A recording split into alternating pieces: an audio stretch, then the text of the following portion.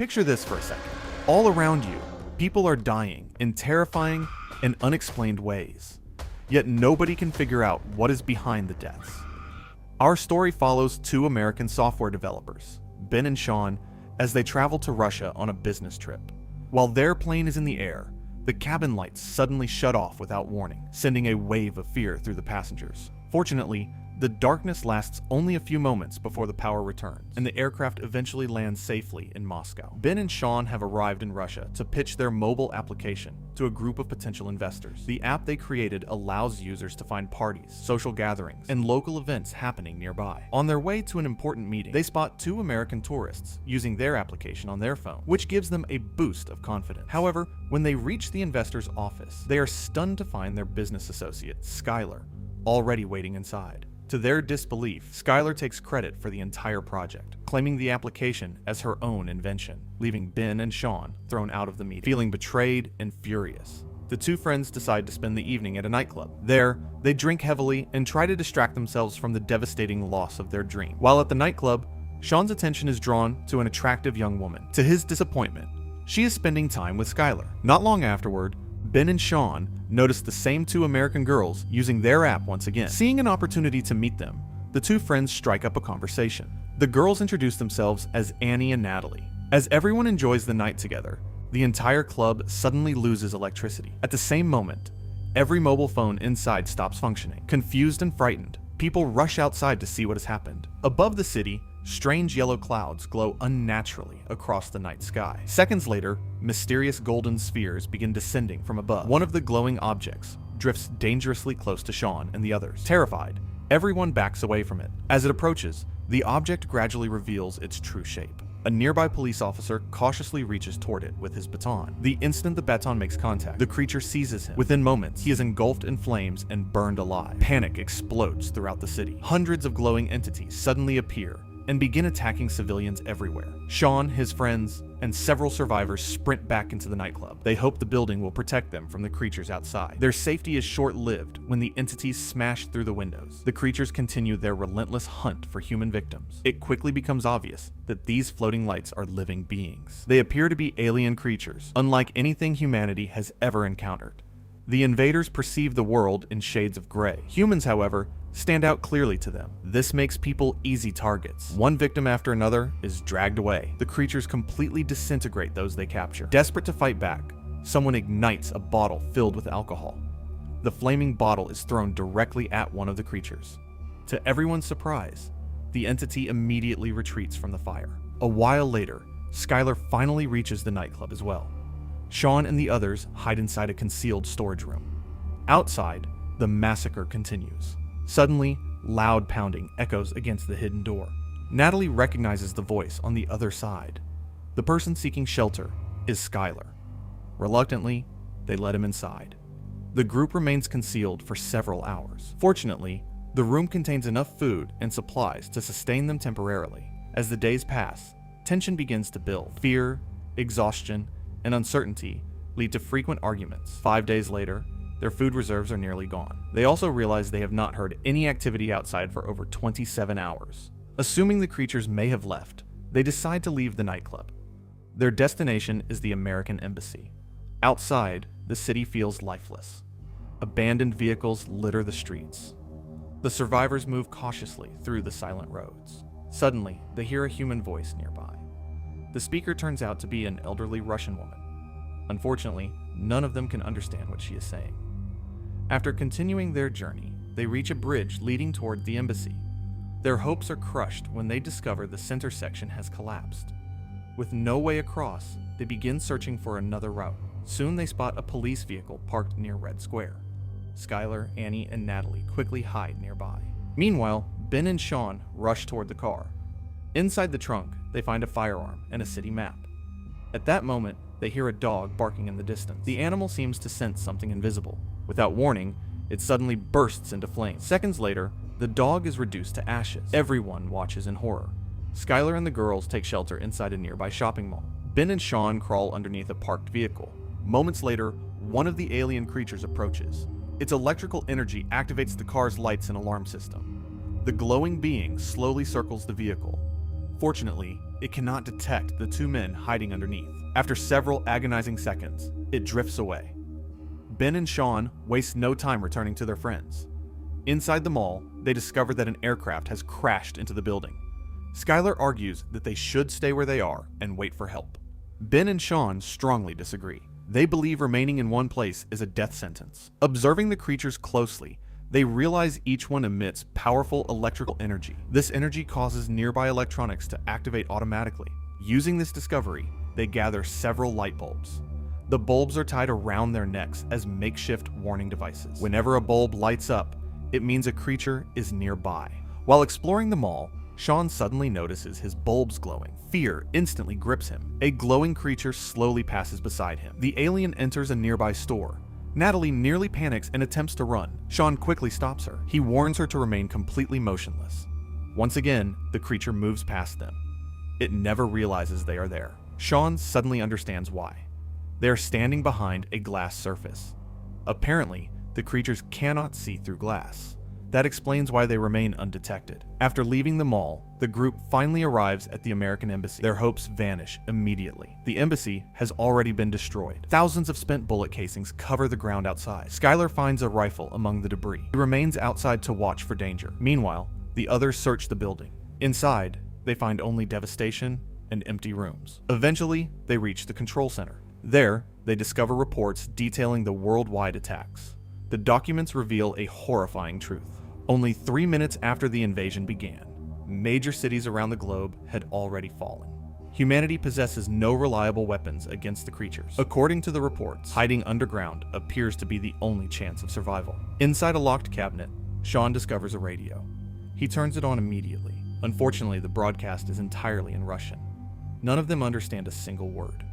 Soon afterward, they notice several glowing creatures outside. The entities continue destroying everything around them. Then they spot Skylar wandering alone through the streets. Ben and Sean quickly grab the radio and map. They rush outside to save her. As they approach, nearby vehicles suddenly illuminate. The warning signs indicate a creature is close. Skylar orders them to run. She chooses to stay behind and distract the alien with rifle fire. Moments later, the creature consumes her completely. Ben and Sean barely escape alive. After narrowly escaping death, Ben and Sean continue searching for a safe place to hide. While moving through the deserted city, Sean notices a light shining from inside a nearby building. Curious but cautious, the two men quietly make their way inside. The moment they enter, a young woman points a gun directly at them. Her name is Vika. Ben and Sean quickly explain that they are survivors fleeing from the deadly alien creatures. After listening to their story, Vika decides they are not a threat. She allows them to enter her shelter. Inside, they discover a room completely surrounded by metal walls. The shelter belongs to a man named Serge. Serge explains that he designed the room specifically to block electrical signals. Because of this, the alien creatures cannot detect anyone inside. Since Vika understands Russian, Sean asks her to translate the message from the radio. After listening carefully, Vika reveals important information. According to the broadcast, a hidden submarine is stationed beneath the Moscow River. The message states that anyone who reaches it before sunrise will be evacuated to safety. Serge adds that the submarine was built using technology similar to his shelter.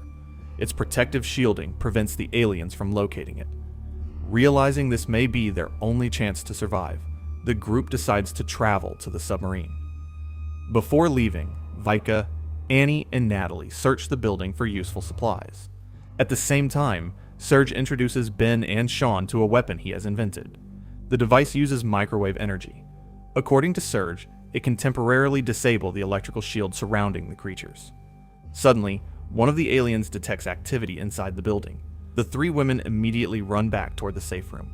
They manage to get inside just in time. However, in their panic, the door fails to close completely. Within seconds, the alien forces its way inside. The women take cover behind a large glass table. Serge immediately fires his microwave weapon. The blast disrupts the creature's electrical shield. For the first time, everyone sees the horrifying being hidden beneath the glowing energy. The truth becomes clear. The glowing lights are actually monstrous extraterrestrial invaders. Unfortunately, the weapon's effect does not last long. The creature quickly recovers. It launches another attack. Before anyone can stop it, Serge is engulfed in flames. He dies while buying precious time for the others. Meanwhile, Ben and Sean escape through a hidden passage. Determined to help, Natalie ruptures a nearby diesel tank.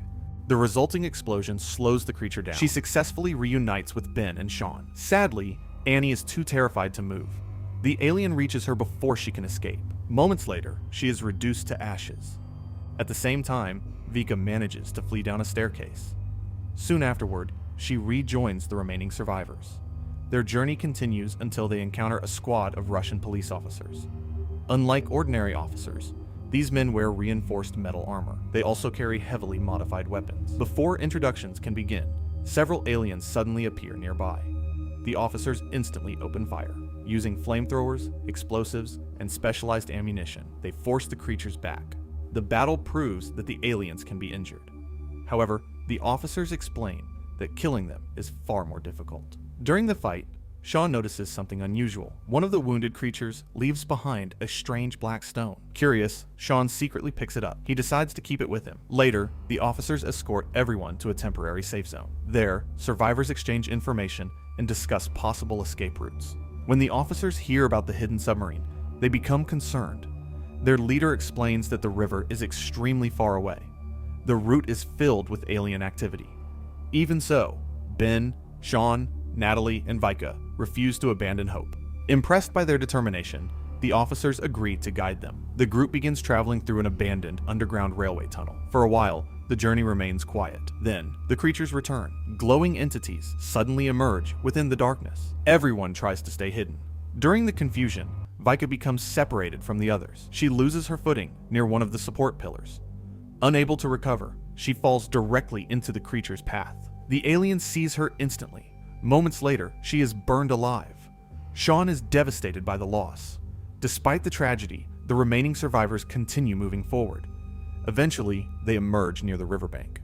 There, they discover a small boat. Believing the submarine must be nearby, they set off across the water. For a brief moment, everyone pauses to remember the friends they have lost. Suddenly, the boat strikes a submerged obstacle. The impact brings them to an abrupt stop. As they step into the shallow water, they witness an incredible sight. A gigantic vortex of glowing energy spirals upward into the sky. Metal objects and valuable minerals are being ripped from the earth. At that moment, the truth becomes obvious. The aliens did not invade Earth merely to kill humans. They came to harvest the planet's natural resources. Soon afterward, the survivors finally spot the hidden submarine. Relief washes over them. However, their victory is short-lived. A nearby damaged structure suddenly collapses. The falling debris crashes toward them. Everyone is thrown into the freezing river. Despite the chaos, Sean, Natalie, and one police officer manage to reach the submarine. Once safely aboard, Sean realizes something is wrong. Natalie is nowhere to be found. Refusing to leave her behind, he begs the captain to wait. The captain reluctantly agrees. Determined to rescue her, Sean returns to shore with the police officer. To detect approaching aliens, they scatter mobile phones along the road. The plan is simple. If the creatures come close, the phones will activate. Only moments later, the devices begin ringing. The warning comes just in time. Sean suddenly slips and falls. An alien rushes toward them. Thinking quickly, Sean fires the microwave weapon. The blast freezes the creature temporarily. The police officer immediately attacks. A direct shot destroys the exposed alien. For the first time, they have successfully killed one. The victory proves Surge's theory. The creatures rely on electrical shields for protection. Once those shields are disabled, the aliens become vulnerable. Meanwhile, Natalie hears their voices while hiding inside an abandoned bus.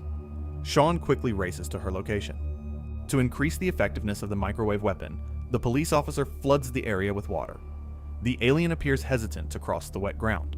Suddenly, a massive explosion erupts nearby. The blast reveals several hidden creatures. The officer fires the weapon again. 3 aliens are exposed at once. Together, they launch a coordinated attack. All 3 creatures are destroyed. Just as Sean reaches Natalie, disaster strikes again. The abandoned bus suddenly begins moving. An alien is secretly attached to it. Sean fires the microwave weapon. Unfortunately, the shot misses. The creature grabs Natalie's leg. She is dragged away screaming. Without hesitation, Sean fires again. This time, the blast hits its target. The alien's protective shield collapses. The creature freezes in place. At that moment, Sean remembers the black stone he collected earlier. He pulls it from his pocket. With all his strength, he throws it directly at the creature. The stone detonates with tremendous force. A massive explosion tears through the area. The alien is completely destroyed. The bus comes to a stop. At last, the danger is over. Sean and Natalie survive the attack. Together with the remaining officer, they return to the submarine. Not everyone chooses to leave. The police officers decide to stay behind. They remain committed to defending their homeland. Soon afterward, the submarine departs from Moscow. As it travels towards safety, Natalie listens to a message left by her mother. The emotional recording reminds everyone of what they are fighting for. At the same time, radio broadcasts begin sharing encouraging news. Across the world, survivors are organizing resistance movements. Humanity has started fighting back. Inspired by these reports, the people aboard the submarine find renewed hope. They decide they will not simply hide. Instead, they will join the resistance. The battle for Earth is far from over.